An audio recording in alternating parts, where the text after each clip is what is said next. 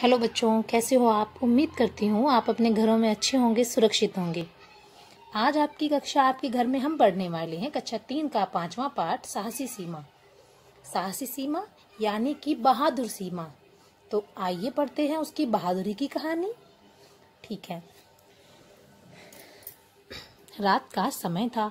सीमा और उसका छोटा भाई घर पर अकेले थे। सीमा के माता पिता तीज का सामान लेकर उसकी दीदी के घर गए थे। अचानक शोर सुनकर सीमा उठी। बाहर हल्ला हो रहा था।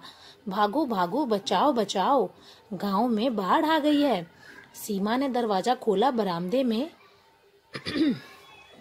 तेजी से पानी बढ़ रहा था। वह भागकर कमरे में लौटी और छोटे भाई को जगाया। सीमा और उसका भाई घर का सामान ऊंची जगहों पर रखने लगे। देखते ही देखते बाहर का पानी कमरों में भरने लगा। थोड़ी ही देर में पानी कमर तक आ गया। सीमा बरामदे में आई तो उसे लगा कि वह पानी में डूब जाएगी। सीढ़ी लगाकर उसने तुरंत अपने भाई को छत पर चढ़ाया और स्वयं भी तेजी से ऊपर चढ़ गई। उसने अपने माता पिता को फोन किया पर बात ना हो सकी। तो देखा बच्चों, कैसे बाढ़ आने पर सीमा ने समझदारी दिखाई और पहले सामान को ऊंची जगह पे रखा और उसके बाद अपने भाई को भी छत पे चढ़ाया और फिर खुद भी अपनी सुरक्षा के लिए छत पर चढ़ गई। सीमा छोटे भाई के साथ रात भर छत पर बैठी रही। वह बार बार छोटे भाई को ढांढस बंधाती रही। दूर तक चारों ओर पानी ही पानी था। सभी को अपनी जान बचाने की पड़ी थी। उनका ध्यान किसे आता? ढांढस बंधाना यानी कि उसको सांत्वना देना, उसको तसल्ली देना कि कुछ नहीं हुआ है, सब ठीक हो जाएगा। अगर हम पे भी कोई मुसीबत आती है तो हमारे साथ हमारे छोटे भाई बहन होते हैं तो हम भी तो उनको तसल्ली देते हैं कि कुछ नहीं हुआ है, सब कुछ ठीक हो जाएगा। सुबह हुई। सीमा और उसका भाई घर की छत पर बैठे चारों ओर देख रहे थे। सीमा ने पड़ोस वाले रहीम चाचा को आवाज दी। रहीम चाचा ने सीमा और उसके भाई को किसी तरह अपनी छत पर चढ़ाया। दोपहर में बचाव कार्य के लिए 2 नाव और एक मोटर बोट आई। एक नाव में कुल 15 लोग बैठ सके। सीमा और उसका भाई भी उसी नाव से सुरक्षित जगह पर पहुंचे। उसके माता पिता भी वहां आ चुके थे। बच्चों से मिलकर वे बहुत खुश हुए। तो देखा बच्चों, कैसे सीमा ने बाढ़ आने पर समझदारी दिखाते हुए पहले सामान को ऊंची जगह पे रखा, उसके बाद खुद को और अपने भाई को भी बचाया। तो इससे हमें ये भी पता चलता है कि अगर अचानक हमारे गांव में बाढ़ आ जाए तो हमें क्या करना चाहिए। तो हमें भी छत पे चढ़ जाना चाहिए। तो अब हम करते हैं इसका अभ्यास कार्य। तो सबसे पहले है प्रश्न उत्तर। पहला प्रश्न है, सीमा के माता पिता कहाँ गए थे? ये हमने शुरू में पढ़ा था। तो इसका उत्तर होगा, सीमा के माता पिता उसकी दीदी के घर गए थे। अगला प्रश्न है हमारा, सीमा ने घर के किन किन सामानों को ऊंचाई पर रखा होगा? इसका उत्तर है, सीमा जिस सामान को उठा सकती थी उसने उस सामान को ऊंचाई पर रखा होगा। अब सीमा उम्र में ज्यादा बड़ी तो थी नहीं, तो वो जिस भी सामान को उठा सकती थी उसने उसे उठाकर ऊपर रख दिया हो ताकि वो बाढ़ से बच जाए। अगला प्रश्न है, सीमा की अपने माता पिता से बात क्यों नहीं हो पाई? तो क्योंकि बाढ़ आ गई थी। बाढ़ आने के कारण फोन का नेटवर्क काम नहीं कर रहा होगा, इसीलिए सीमा की अपने माता पिता से बात नहीं हो पाई। अगला प्रश्न है हमारा, माता पिता से मिलने पर सीमा की क्या क्या बातें हुई होंगी? तो इसका उत्तर है, माता पिता से मिलने पर सीमा ने उन्हें बताया होगा कि कैसे उसने सामानों को ऊंची जगह पर रखा, छोटे भाई को जगाया और उसे छत पर चढ़ाया और खुद को भी बाढ़ से बचाया। अगला हमारा प्रश्न है, आपदाएं अचानक आती हैं जैसे भूकंप, बाढ़, आग लग जाना, बादल फटना, बिजली गिरना। सोचो और बताओ ऐसे समय में हमें क्या क्या करना चाहिए। तो बच्चों, सबसे पहले ऐसे समय में हमें बिल्कुल भी घबराना नहीं चाहिए। और इन सभी आपदाओं से बचाव संबंधी नियमों का पालन करना चाहिए तथा घर के बड़े लोगों के साथ ही रहना चाहिए। इसके बाद हमारा अगला प्रश्न है, रात को रात्रि भी कहते हैं, इसी प्रकार दरवाजा को द्वार, नीचे दिए गए शब्दों को और क्या क्या कहते हैं लिखो। तो ये आपको अपनी बुक में ही लिखना है, तो आप भी लिख लेना।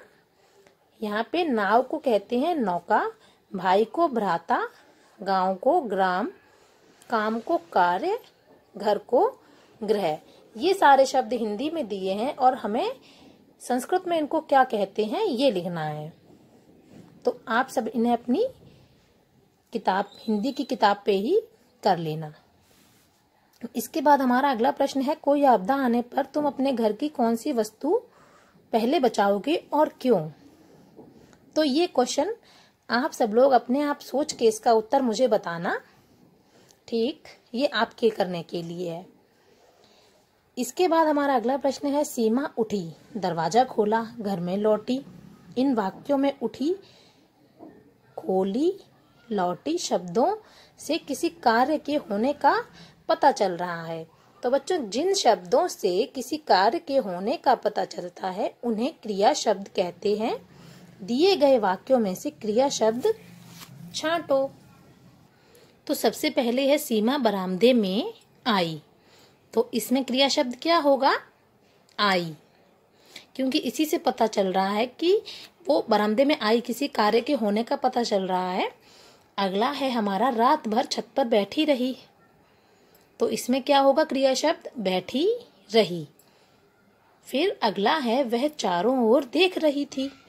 तो इसमें क्या होगा? देख रही थी।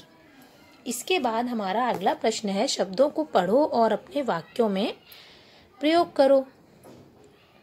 तो चलिए करते हैं अचानक। सबसे पहले है अचानक। अचानक को हम वाक्य में प्रयोग करेंगे। अचानक तेज हवा चलने लगी। खुश, सीमा अपने माता पिता से मिलकर बहुत खुश हुई। अगला है सुरक्षित, हम अपने घर में सुरक्षित हैं। फिर इसके आगे है सीढ़ी, सीमा ने सीढ़ी के सहारे अपने भाई को छत पर चढ़ाया। पूछो और पता लगाओ। तो सबसे पहले, नाव और मोटर बोट में क्या अंतर है? तो हम आपको बताते हैं कि जो नाव होती है वो पतवार से यानी कि चप्पू से चलती है। उसे चलाने के लिए एक आदमी की जरूरत पड़ती है, जो मतलब उसे हाथ से, आपने देखा नहीं, चप्पू चलाते हैं और हम लोग उसमें बैठते हैं। और जो मोटर बोट होती है उसमें इंजन लगा होता है, उसमें चप्पू या पतवार की जरूरत नहीं पड़ती है। अगला है, बाढ़ किन किन कारणों से आती है? तो बाढ़ किन किन कारणों से आती है? तो बाढ़ सबसे पहले तो अगर बहुत अधिक बारिश हो जाए तो इस कारण भी बाढ़ आती है। और दूसरा कारण बाढ़ आने का ये है कि अगर कहीं पर बांध कोई टूट जाता है तो जो उसमें से अचानक से बहुत सा पानी एकदम से मतलब निकलने लगता है, तो इस कारण भी बाढ़ आ जाती है। अगला है, बाढ़ से क्या क्या नुकसान होता है? बाढ़ से देखा है कि सब जगह पानी ही पानी हो जाता है, तो लोगों के घर टूट जाते हैं, डूब जाते हैं और बहुत सी चीजें बह जाती हैं। तो इससे जान माल का बहुत ज्यादा नुकसान होता है। और मिट्टी के ऊपर भी दूसरी मिट्टी की परत छा जाती है। तो इस तरह बाढ़ से बहुत ज्यादा नुकसान होता है। आगे सोचो और लिखो, बाढ़ खत्म हो जाने पर गांव में क्या दृश्य रहा होगा? तो बाढ़ आने पर सब कुछ डूब जाता है, सब घर भी डूब जाते हैं, बहुत सी चीजें बह जाती हैं, बहुत से लोग बह जाते हैं। तो सोच के देखो कि बाढ़ खत्म होने पर गांव में कैसा दृश्य रहा होगा। बाढ़ खत्म होने पर लोगों को सरकार द्वारा सहायता दी जाती है। खत्म होने पे क्या, जब बाढ़ आ जाती है तब भी लोगों को सरकारी सहायता दी जाती है, उन्हें खाने के लिए, उन्हें पहनने के लिए, सब चीज़ें दी जाती हैं और उन्हें सुरक्षित स्थानों पर ले जाया जाता है। इसके बाद जब अगर बाढ़ ख़त्म हो गई है तो लोग अपने अपने घरों की मरम्मत करते हैं। जो घर पानी में कहीं से उनका टूट गया है या फिर कहीं से उनका सीलन आ गई है या जो भी है, तो उसमें अपनी मरम्मत कार्य करने लगते हैं और फिर उसके बाद धीरे धीरे करके और भी कार्य करने लगते हैं, तो फिर आगे स्थिति सामान्य होने लगती है। इसके आगे है मैं, तुम, वह, यह आदि वे शब्द हैं जो संज्ञा शब्दों के स्थान पर आते हैं। इन्हें सर्वनाम शब्द कहते हैं। इस पाठ में आए उन शब्दों को छांटो जो सर्वनाम शब्द हैं। तो इस पाठ में आए हुए सर्वनाम शब्द हैं उसका, उसकी, उसे, उसने, स्वयं, वह, उनका, उसके आदि। ठीक है। आगे है सीमा बरामदे में आई तो उसे लगा कि वह पानी में डूब जाएगी। इसी आधार पर नीचे दिए गए वाक्यों को पूरा करो। सबसे पहले है इसमें अहमद छत पर खड़ा था, अचानक जोर से हवा चलने लगी, उसे लगा कि वह छत से गिर जाएगा। अगला है गांव में आग लग गई, शबाना घर में सोई थी, जैसे ही वह बाहर निकली तो उसे लगा कि वह आग में जल जाएगी। तो आपको ये वाले वाक्य इसके आधार पर बनाने थे, तो ये हमने बना लिए। इसके बाद अगला है तुम्हारे पास पड़ोस में भी कोई ऐसी घटना हुई होगी जब किसी बच्चे ने सीमा की तरह बहादुरी का परिचय दिया होगा।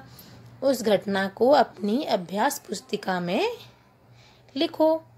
तो आप लोग भी अपने दादी बाबा से या अपने आसपास किसी से पता करना कि अगर ऐसी कोई घटना हुई हो तो आप भी उसे अपनी नोटबुक में लिखना और जब स्कूल खुले तो मुझे दिखाना।